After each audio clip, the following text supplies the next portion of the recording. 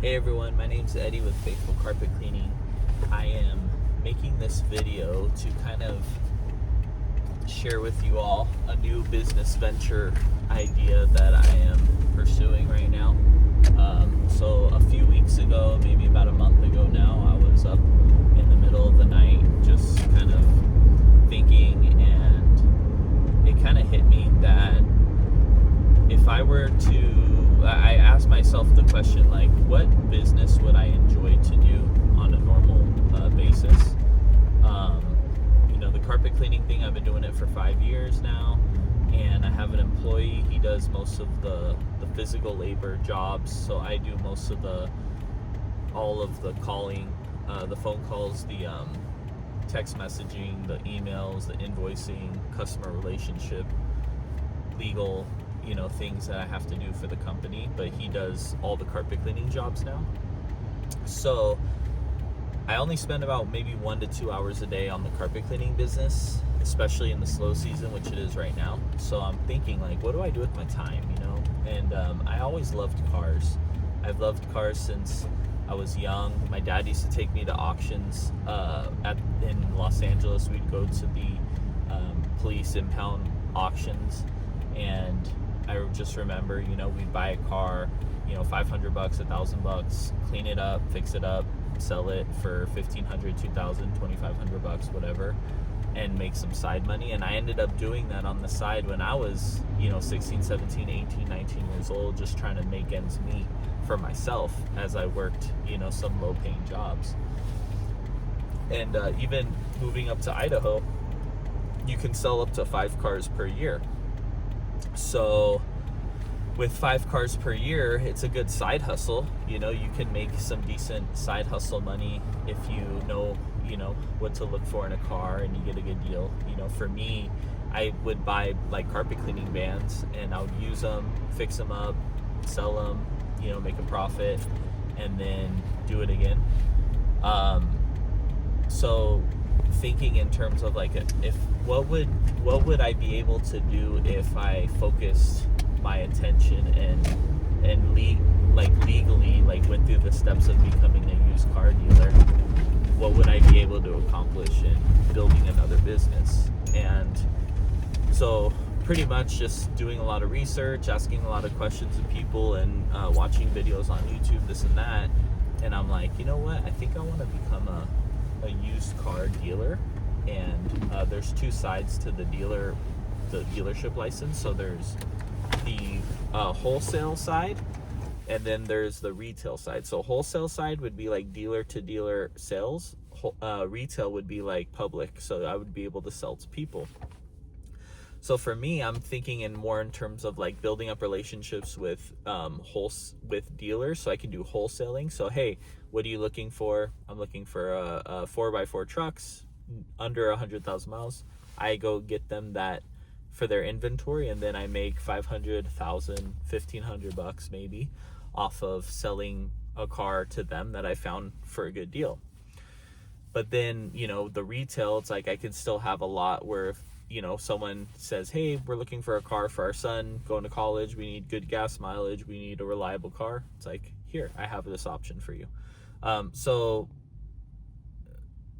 as I kind of delved into understanding how the used car dealership application works, it's a lot more complicated than what people kind of say in the industry. A lot of people are just like, yeah, it's, fill out the application, you get all the things that you need, and it's like 30 days and you're good, you can start selling cars.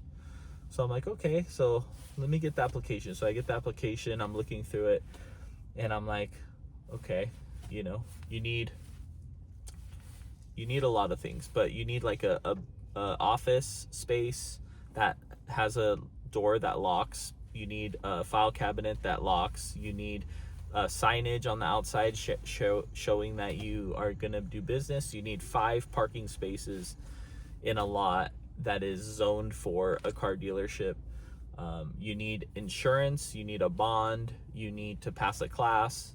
You need to file your business with the Secretary of State. You need an EIN number. You need a tax sales license with the state. So there's just a lot of things that you need, and it's a lot. It's a lot of process, and it's a lot of upfront costs, because when you start a car dealership, you need everything first, and then you submit your application showing that you did all the things that you needed to do. So it's not like I apply for a dealer's license, I get a dealer's license, and then I can get the place of business, I can get the insurance, I can get the this as I go. It's like you need all of that up front, and then you submit your packet complete, and then they bring an inspector to make sure that you have everything at the location, and then you get a license after that. So the upfront cost of starting a dealership could potentially be really high, to the point where it would scare you away from wanting to even try to get into the dealership business. But I think one of the things I've learned from the carpet cleaning, for doing that for 5 years, and I'm learning in this new business, is like, there's always going to be things that block you. There's always going to be hurdles that you need to get through in order to go to the next level. But that's what all successful people do. So like the people that, I'm just going to say entrepreneurs, business owners, they had to push through difficult things in their businesses, in their lives, in order to get to the next level. And then that next level, there's difficulties, you got to get to the next level. Then the next level, there's more difficulties, you got to get to the next level. And I look at a guy like President Donald Trump, it's whether you like him or hate him, the fact is he's continued to go level by level. And in his political career, how many times has he been tried to be stopped? But he just keeps pushing forward. Patrick Bet-David, I like listening to his interviews, and he said that the most scariest person to compete with is the person that never quits. It's the person that never gives up. Those are the people that are the most scariest people to compete with in life. And so I want to be a person that, obviously there's wisdom with like when to start, when to stop, when to put your foot on the gas, when to let up. But when you do something and you desire to get more out of what your life is about, and this goes into like your purpose too, is like, don't just stop right when it gets difficult. You gotta kind of push through and persevere through those difficult times. So like right now, I have a business location, I have an office, I'm paying money for that per month. I have my insurance, I'm paying money for that per month with it, the down payment.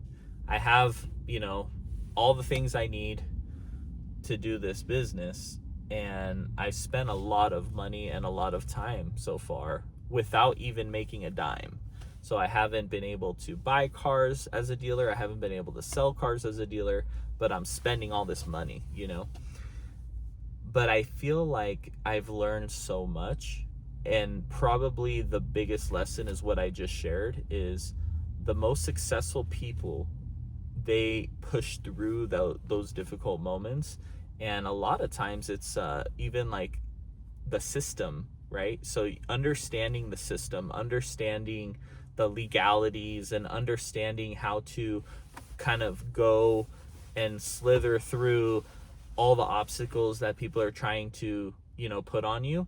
That learning experience is so valuable, not just for this business, but it's valuable for business in general, where, I started with carpet cleaning business, which is a home-based service. Or actually, let me even start before that. I started, my first like business venture was selling wood baseball bats that I would get made in Texas and private label. I ended up completely failing in that business. There was no profit margin. I got into a lot of credit card debt, and it was a complete failure. But that failure got me to the next thing that would actually make me or be successful, right? So like the carpet cleaning business to this point has been successful by God's grace. To this point, 5 years into the carpet cleaning business, we're making a profit, which is good. so now it's like all the lessons that I learned with the carpet cleaning business, as far as, filing with the Secretary of State and getting my insurances all set up, and like hiring a CPA and hiring an employee, doing payroll, business taxes and all those things, it got me prepared for the next level, which is how do I sell, how do I start a used car dealership, right? And then it's like in the future, it's like all the difficulties, and I'm prepared for all the problems that I'm going to go through with this company. Is what's the next level is probably like houses. Like, hey, how do I flip houses? How do I sell houses? How do I invest in real estate, right? And then you kind of just keep going up the ladder. I mean, I have a lot of ideas that I want to do in the future as a business owner. So these are all stepping stones, and it might, from the outside, it might look crazy, like, you're spending so much money, you're not making any money, and it's like, is it even worth it? I mean, sometimes it's like, hey, why don't I just sell my businesses or quit my businesses and just get a regular job and work for someone else? My life would be a lot less stressful. I would have a 9 to 5, and we'll just live out the rest of our days. But I don't feel called to that. I feel called for something more particular, something more special and purposeful. And that doesn't mean that you can't have a purposeful life working a 9 to 5 with a good paying job. But for me personally, I want to explore this direction in my life as far as being creative in my businesses. So I just pray that God's grace would be upon me, that, he would give me power and strength and wisdom, that he would protect me, that he would protect my family, that he would provide for us and all of our needs, and that I would be a person who provides a good service to our customers, and that I would be a man of character, and that I would not try to do anything wrong, in business. So, one of the things I decided a few years ago when I hired my CPA was like, I need help in doing things the right way, and I want to build my businesses on doing the right things. So I don't know if this helps anyone listening to this, but it's actually just, I wanted to share this as a really big milestone for me as far as my life journey. So I'll be posting this video later today, and if you guys have any questions, comments, concerns, just put it down in the comment section. If you can, like the video, and I hope that you guys have a good rest of your day.